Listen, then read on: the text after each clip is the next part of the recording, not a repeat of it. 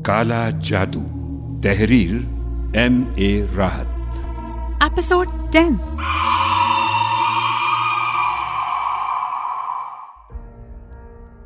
और फिर उसके बाद क्या हुआ? बस भाईजान, खालू शफीक ने कुछ ज्यादा ही ज्यादती कर डाली। जब मैं खाला के पास गया था तो उन्हें किसी तरह पता चल गया कि मैं अंदर हूँ। पुलिस को इत्तला देकर उन्होंने मुझे गिरफ्तार करा दिया। ओह, मैंने एक सर्द आह भरी। खाता खोल लिया है उन्होंने अपना भाईजान, कर्ज तो वसूल करना है उनसे, महमूद ने सर्द लहजे में कहा। ओह नहीं महमूद, नहीं बेटा, जहन को ठंडा रखो, हम तकदीर से नहीं लड़ सकते।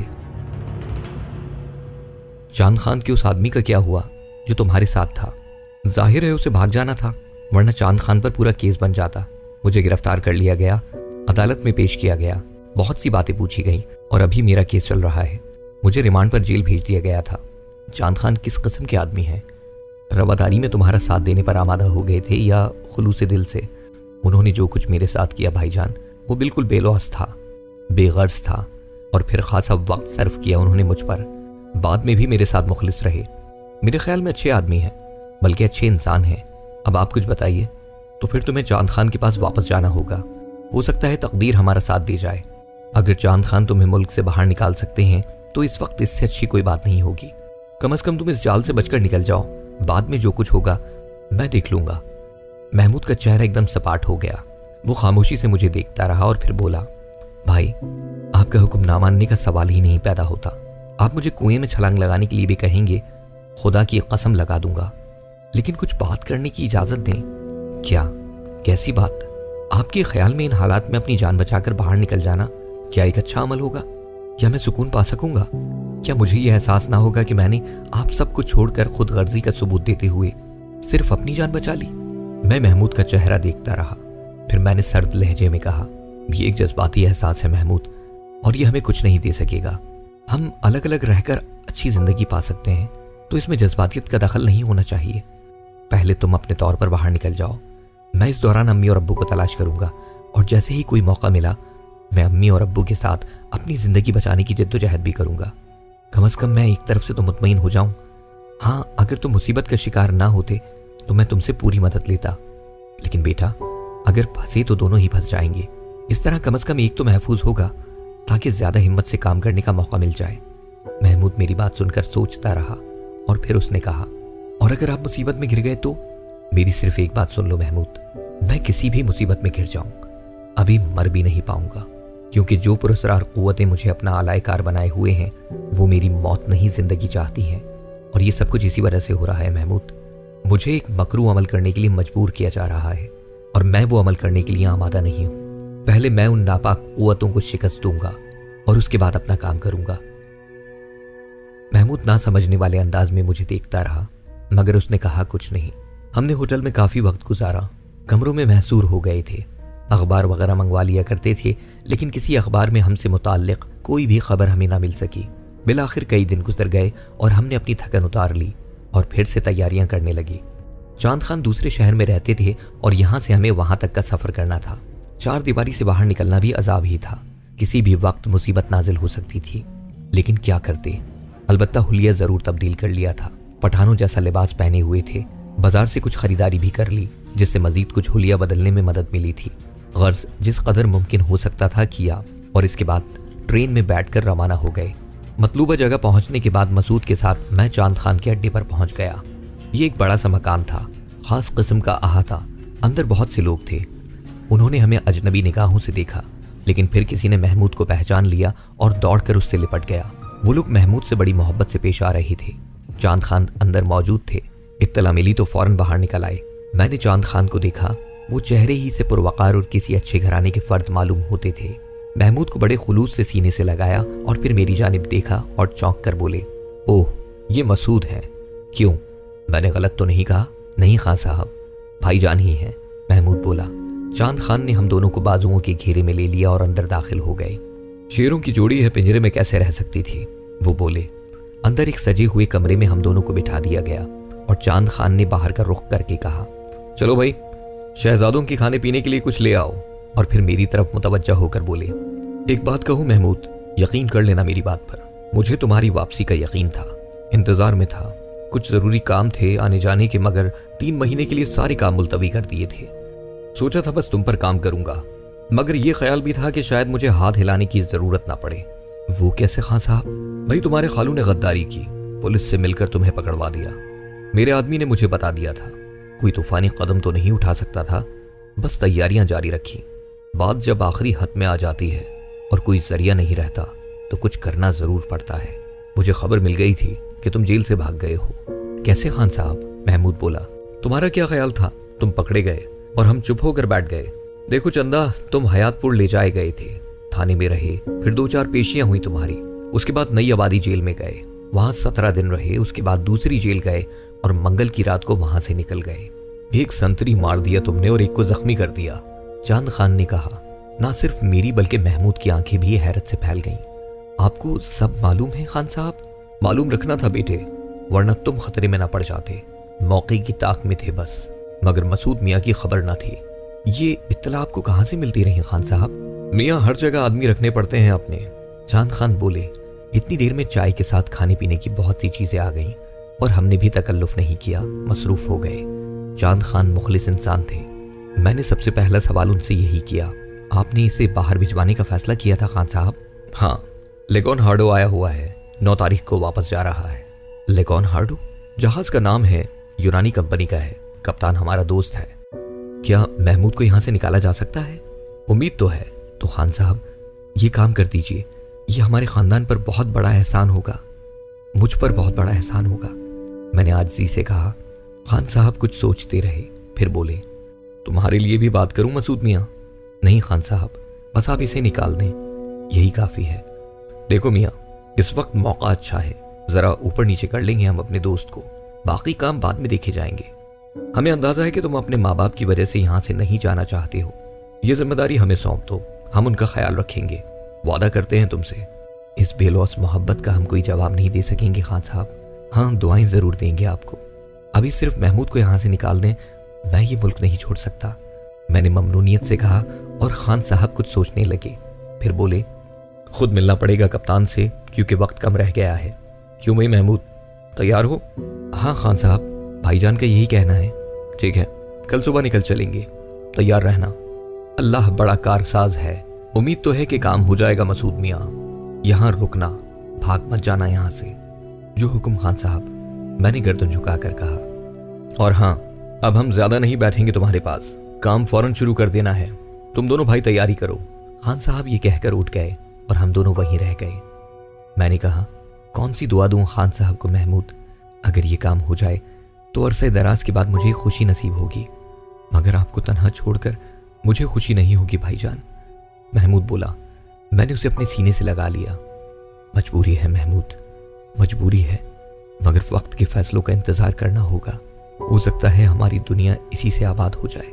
हो सकता है अगर आजाद रहा तो चांद खान से राब्ता कायम करता रहूंगा।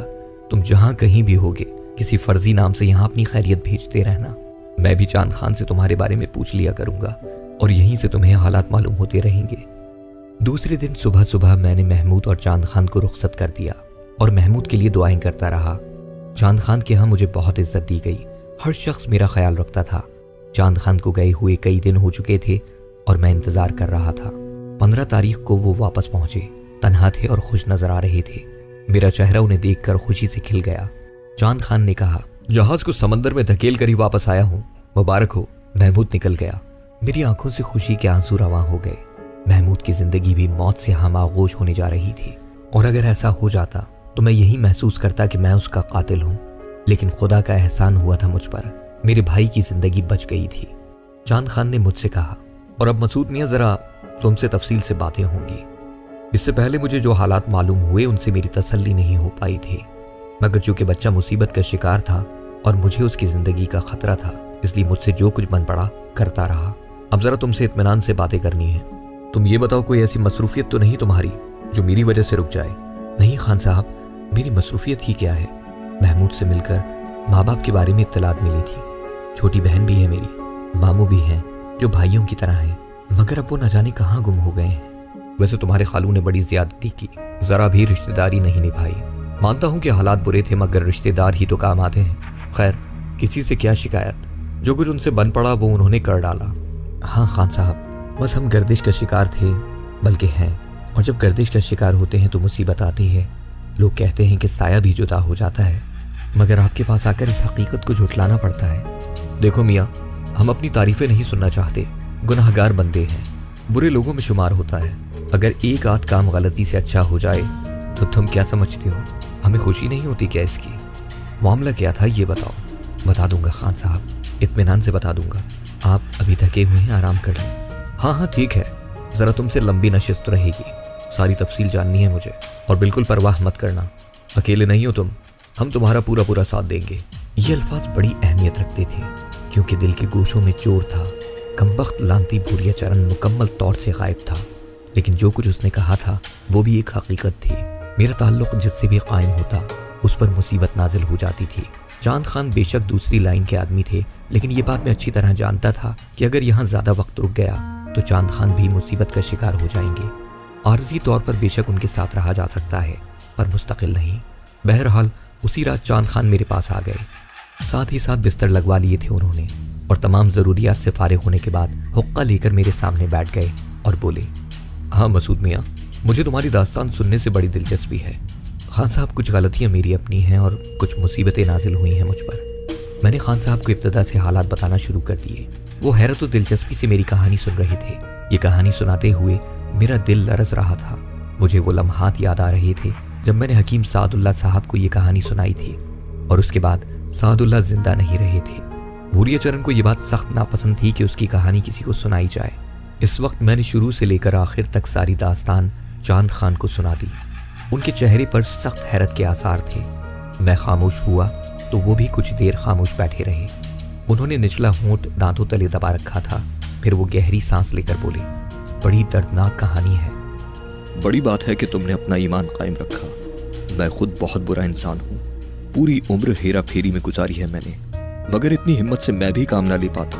तुमने एक पाक बुजुर्ग के मज़ार पर एक नापाक वजूद को ना पहुंचाकर जो नेकी की है, मेरा ईमान है कि उसके सिले से तुम महरूम न रहोगे। ये काले जादू वाले ऐसे टोने टोटके करते रहते हैं और इस तरह से फायदे हासिल करते हैं। इससे उस मलून को कोई बड़ा फायदा ही हासिल होगा, वरना वो इस तरह तुम्हारे पीछे ना पड़ता। वैसे ना तो तुम्हें किसी ने मशवरा दिया होगा और ना ही तुम्हें इसका मौका मिला होगा कि इस सिलसिले में कुछ करते। क्या? मैंने पूछा। काले जादू का तोड़ भी तो होता है। मुझे ऐसा मौका ही नहीं मिला खान साहब, ना ही मैंने अपनी ये कहानी किसी को सुनाई। वो मनहूस साधु ये नहीं चाहता कि किसी को उसकी कहानी मालूम हो। खुदा आपको महफूज रखे साहब। मेरा ईमान है कि मुझे कुछ नहीं होगा, यही मैं तुम्हें बताना चाहता हूँ। ये देखो। चांद खान साहब ने अपना सीना खोलकर मेरे सामने कर दिया। उनकी गर्दन में चांदी की मोटी जंजीर में चांदी का एक तावीज नजर आ रहा था। सारी दुनिया के जादू इस तावीज के सामने बेअसर हैं। बहुत पुरानी बात है, मुझ पर भी मेरे दुश्मनों ने जादू कर दिया था। कोढ़ी हो गया था मैं, सड़कों पर घिसटता फिरता था, पागल हो चुका था। लोग मुझसे घिन खाने लगे थे। फिर एक मर्द हक की निगाह मुझ पर पड़ गई। अलीमुल्ला खान नाम था उनका। रतौली नामी एक जगह है, वहाँ एक पुरानी मस्जिद है जिसमें एक नामालूम बुजुर्ग का मज़ार है। वो मुझे उस मज़ार पर ले गए। कई महीनों तक उस मज़ार पर पड़ा रहा। तब एक दिन सुबह फजर के वक्त कब्र के कुतबे पर एक तावीज़ मिला। अलीमुल्ला साहब मेरे साथ थे। खुश होकर बोले, लो मियाँ चांद खान, दर्द दूर हो गए तुम्हारे, मुश्किल हल हो गई, ये तावीज़ गले में डाल लो। कोढ़ का मर्ज भी ठीक हो गया और हालात भी दुरुस्त हो गए, और अब अल्लाह का फजल है। मगर मैं ये तावीज़ किसी को दे नहीं सकता, हुक्म नहीं है। तुम्हारे लिए दुआ करता हूँ, वरना खुदा की कसम दिल चाहता है कि तुम्हारी हर मुश्किल हल कर दूँ। अगर फिक्र मत करो, मैं तुम्हें वहाँ ले जाऊँगा। अलीमुद्दीन खान साहब की खिदमत में भी बहुत अरसे से हाजिरी नहीं दी, उनसे भी मुलाकात हो जाएगी। अल्लाह ने चाहा तो सब ठीक हो जाएगा। क्या खान साहब, मेरी मुश्किलात का हल होगा? मैंने पूछा। फिक्र मत करो, ये काम ज़रूर होगा। चांद खान ने जब ये कहा तो मेरे दिल में एक नई रोशनी पैदा हो गई। चांद खान के साथ देर तक बातचीत करता रहा। मुझे खुद भी यकीन आ गया कि चांद खान क्यों महफूज है। मनहूस भूरिया चरण इस तावीज़ की वजह से उनका कुछ नहीं बिगाड़ सका। खासी रात गए खान साहब आराम करने की हिदायत करके चले गए। मैं बेहद खुश था कि न जाने क्या क्या ख्यालात मेरे जहन में आ रहे थे। मेरी निगाहें छत पर जमी हुई थीं। छत सफ़ेद चूने से पुती हुई थी। फिर अचानक ही छत पर मैंने कुछ स्याह धब्बे रेंगते हुए देखे। उनकी तादाद बढ़ती जा रही थी और वो खासे मुतहर्रिक थे। मैं ये देखकर चौंक पड़ा। स्याह धब्बे इतने बड़े हो गए कि पूरी छत उनमें छुप गई और फिर वो नीचे उतरने लगे। वो लातादाद मकड़ियाँ थीं, मकरूह शक्ल की मनहूस मकड़ियाँ जो लाखों की तादाद में थीं। अपने जिस्म के लैसदार मादे से तार बनाती हुई वो सब नीचे उतर रही थीं मेरी तरफ। उनका निशाना मैं ही था। मेरे दिल की धड़कन बढ़ गई थी। मुझ पर ऐसे ऐसे मुश्किल वक्त आए थे कि अब कोई मुश्किल नहीं लगती थी, बल्कि हर लम्हा किसी नए हादसे का मुंतज़िर रहता था। हादसा ना होता तो सोचता था कि अब कुछ ज़्यादा बड़ा हादसा होगा। आसाब में पुख्तगी भी पैदा हो गई थी और खौफ ज़रा कम हो गया था, लेकिन इंसान तो था। मेरी साख्त में तो कोई तब्दीली नहीं हुई थी। खौफ के एहसास को ख़त्म नहीं कर सकता था। मैंने चांद खान को भूरिया चरण की कहानी तो सुना दी थी, लेकिन दिल इस एहसास से धड़कता रहा था कि कहीं वो किसी मुश्किल का शिकार ना हो जाएं। बल्कि मुझे हैरत थी कि अब तक ऐसा क्यों नहीं हुआ था। हाँ, चांद खान ने मुझे वो मुतबर्रक तावीज़ दिखाया था और मेरे दिल में अक़ीदत पैदा हो गई थी, और इसके साथ साथ एक आरज़ू भी पैदा हो गई थी कि काश उस मज़ार पर मुझे भी ज़िंदगी की नवीद मिल जाए। मगर शायद भूरिया चरण ने मुझे कोई नई सज़ा देने के लिए इन्हें यहाँ भेजा था। मैं दहशत भरी नज़रों से उन्हें देखता रहा। यूं जो वो नीचे आ रही थी, मेरे दिलो दिमाग में वहशत उतरती जा रही थी। मैं उन नन्ही नन्ही आँखों को देख रहा था, सुर्ख चमकती हुई आँखें जो भूरिया चरण की आँखें थीं। कोई फ़र्क नहीं था उन आँखों में। उन आँखों में नफ़रत थी, गुस्सा था, और वो लाखों आँखें मुझे घूर रही थीं। बकरियों ने छत से राब्ता ख़त्म कर दिया। वो कूद कूद कर ज़मीन पर आ गईं। कैफियत ये थी कि सारी ज़मीन उनके मनहूस जिस्मों से ढक गई थी। दिल धरने की जगह बाकी नहीं रही थी। यही नहीं, वो दीवारों तक पर चढ़ गई थीं। खिड़कियों और दरवाज़ों तक को उन्होंने नहीं छोड़ा था। हर जगह पर्दों पर भी वही नजर आ रही थी। उनके नन्हे नन्हे मुंह खुल रहे थे और बंद हो रहे थे। धीरे धीरे पर्दों में सुराख होने लगे। दरवाजे की लकड़ियां बुरादे की शक्ल में बिखरने लगी। ओह, वो हर शय को खा रही थी, हर चीज को चाट रही थी, और मैं सिर्फ उन्हें देख रहा था। मेरी आवाज मुकम्मल तौर पर बंद हो गई थी। मेरा जिस्म साकित था। एक बार जी में आई कि उन्हें मार दूं। बदन को जुम्बिश भी थी, लेकिन जिस्म मुझसे बागी हो गया। अपने आज़ा पर मेरा काबू न रहा। मुझे बस सांस लेने की इजाज़त थी, सोचने की इजाज़त थी। मैं अपने बदन को हिला नहीं सकता था। तावीज़ से चांद खान तो भूरिया चरण से महफूज था, लेकिन इस शैतान साधु को मुझ पर मुकम्मल इख्तियार था। वो चाहता तो ये मकड़ियाँ दीगर चीज़ों को छोड़कर मुझ पर पल पड़ती और मुझे चाट जाती, मेरे बदन में सुराख करके अंदर दाखिल हो जाती। मैं उन्हें नहीं रोक सकता था। भूरिया चरण ये काम किसी भी वक्त और किसी भी शक्ल में कर सकता था, मगर उसे मेरी ज़रूरत थी। वो मुझे कोई जिस्मानी नुकसान नहीं पहुंचने देता था। मंजर बेहद भयानक हो चुका था। खूनी मकड़ियां दरवाजे खिड़कियों के फ्रेम खा चुकी थी, पर्दे चट कर चुकी थी। डेकोरेशन के लिए जो कुछ रखा गया था वो सभी बुरादे में तब्दील हो गया था। दीवारों का रंग भी वो मकड़ियां निगल चुकी थीं, और ये काम उन्होंने चंद मिनटों में ही कर डाला था, और मुझे अपनी मसहरी नीचे ढलकती महसूस हो रही थी। ओह, वो इसे भी खा रही थी, यहाँ तक कि मैं फर्श नशीन हो गया। मेरे पलंग का बिस्तर, गद्दा, तकिया सब उन मनहूस मकड़ियों के पेटों में जा चुका था, और अब वो मेरे बदन पर रेंग रही थी। मुझे उनकी सरसराहट साफ सुनाई दे रही थी, और फिर आहिस्ता आहिस्ता वो मेरे पूरे जिस्म पर छा गई थी। मेरी नाक, मेरा मुंह, वो मेरी पलकों से गुजर रही थी।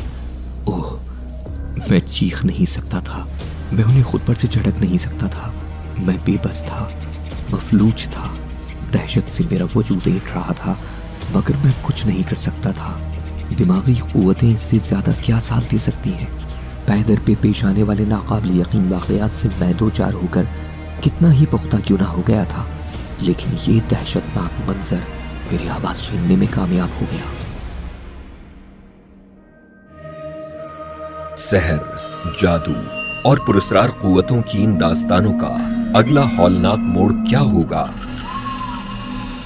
काला जादू का बकिया हिस्सा और मजीद नॉवेल सुनने के लिए अभी गोया ऐप सब्सक्राइब करें। लिंक डिस्क्रिप्शन में मौजूद है।